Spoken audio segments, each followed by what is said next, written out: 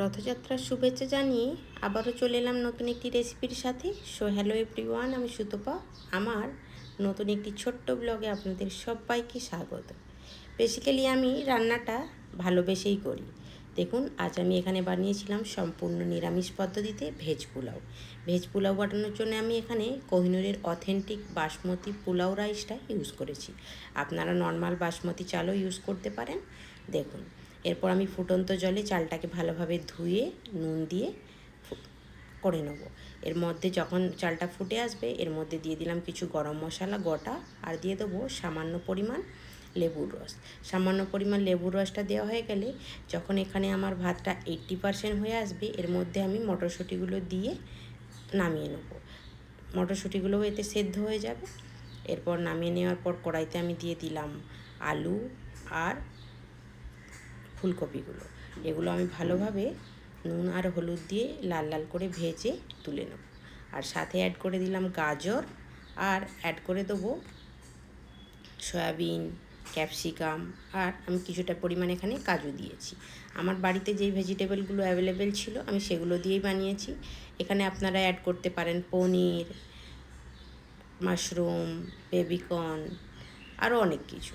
আপনাদের বাড়িতে যেগুলো থাকবে সেগুলো অ্যাড করে বানিয়ে ফেলুন। তো রথযাত্রা উপলক্ষে ভাবলাম যে আজ তো সম্পূর্ণ নিরামিষ, তো আজ কি বানাবো। তো ভাবলাম পোলাও বানাই। তো যেই ভাবনা সেই কাজ, এইভাবে বানিয়ে নিলাম। এরপর দেখুন, ওগুলো লাল লাল করে ভেজে তুলে নিয়েছি নুন হলুদ দিয়ে। এরপর কড়াইতে দিয়ে দিলাম তেলের মধ্যে দিয়ে দিলাম একটা কাশ্মীরি লঙ্কা আর জিরে আর তেজপাতা। ওগুলো একটু লাল লাল করে ভাজা হয়ে গেলে ওর মধ্যে দিলাম নুন আর হলুদ। নুন আর হলুদটা এই জন্য দিলাম যাতে আমি মশলাগুলো যখন দেবো তখন চারিদিকে ছিটকে না যায়। এরপর আমি দিয়ে দিলাম টমেটো কুচি, আদা গ্রেট করে দিয়ে দিয়েছি, আর কাঁচা লঙ্কা। এগুলো আমি অল্প করে নুন দিয়ে ভালোভাবে, যতক্ষণ না টমেটোটা নরম হয়ে আসছে ততক্ষণ ভালোভাবে ভাজতে থাকবো। দেখুন, তেলটাও বেরিয়ে গিয়েছে, টমেটোটাও নরম হয়ে গিয়েছে। এর মধ্যে আমি তারপর অ্যাড করলাম ধনে গুঁড়ো, জিরে গুঁড়ো, লাল লঙ্কার গুঁড়ো, নর্মাল লঙ্কার গুঁড়ো, আর সামান্য পরিমাণ হলুদ গুঁড়ো। এরপর কিছুক্ষণ এগুলোকে নেড়ে চেড়ে নিয়ে এর মধ্যে অ্যাড করে দেবো সামান্য পরিমাণ জল। জলটা দিয়ে আরও কিছুক্ষণ নাড়তে থাকবো যতক্ষণ না মশলাটা থেকে তেল বেরিয়ে যাচ্ছে। আমাদের এইখানে তো ছোট্ট করে একটা রথ হয়, আমরা সেখানেই যাই প্রতি বছর। আর কোথায় কোথায় রথ হয় আপনারা কে কে যান সেটা কমেন্টে জানাতে ভুলবেন না। দেখুন, মশলা থেকে তেল বেরিয়ে গেলে ভালোভাবে এর মধ্যে আমি অ্যাড করে দিলাম পাওভাজি মশলা। পাওভাজি মশলাটা দিলে পোলাওটা আরও টেস্টি হয়। দেখুন, এভাবে আরও কিছুক্ষণ নেড়ে চেড়ে নিয়ে তারপর আরও সামান্য পরিমাণ জল দিয়ে আরও কিছুক্ষণ নাড়বো।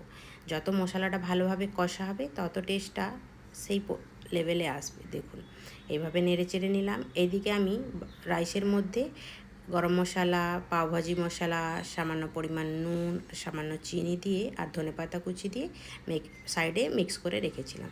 মশলাটা কষা হয়ে গেলে ওর মধ্যে আমি অ্যাড করে দিলাম ভেজে রাখা ভেজিটেবলসগুলো ভালোভাবে কষিয়ে নেবো কিছুক্ষণ, যতক্ষণ না আলুটা সেদ্ধ হয়ে আসছে। অল্প দেখুন, আলুটা এখনও পর্যন্ত সেদ্ধ হয়নি, সেই জন্য আরও আমি কিছুক্ষণ চাপা দিয়ে এটা আমি কষিয়ে নেব। দেখুন, একটু অল্প পরিমাণ নুনও অ্যাড করেছিলাম, যেহেতু আমি নুনটা চেক করে দেখেছিলাম তো একটু কম আছে, এই জন্য অ্যাড করেছিলাম। দেখুন, এরপর আমি আলুটা সেদ্ধ হয়ে যাওয়ার পর ভাতগুলো দিয়ে দিলাম। ভাতগুলো দিয়ে কিছুক্ষণ টাইম ভালোভাবে নেড়ে চেড়ে নেবো। ভালোভাবে নেড়ে চেড়ে নেবেন। নাড়া হয়ে গেলে এর মধ্যে আমি অ্যাড করে দেবো কিছুটা পরিমাণ ঘি। ঘিটা দিয়েও কিছুক্ষণ নেড়ে চেড়ে নিলে রেডি হয়ে যাবে আমার ভেজ পোলাও। আর আমি এর মধ্যে আরেকটা জিনিস যেটা ভিডিওর মধ্যে দিতে ভুলে গেছি, এর মধ্যে আমি কিছুটা লেবুর রস দিয়েছিলাম। আপনারাও চাইলে দিতে পারেন, নাও পারেন। দেখুন, এখানে আমার রেডি হয়ে গিয়েছে পোলাও। কেমন হয়েছে কমেন্টে জানাতে ভুলবেন না। যদি ভিডিওটি ভালো লাগে লাইক, কমেন্ট, শেয়ার করে দেবেন। তো এখন তবে আসি, দেখা হচ্ছে পরের একটি ভিডিওতে। সবাই ভালো থাকবেন, সুস্থ থাকবেন। টাটা।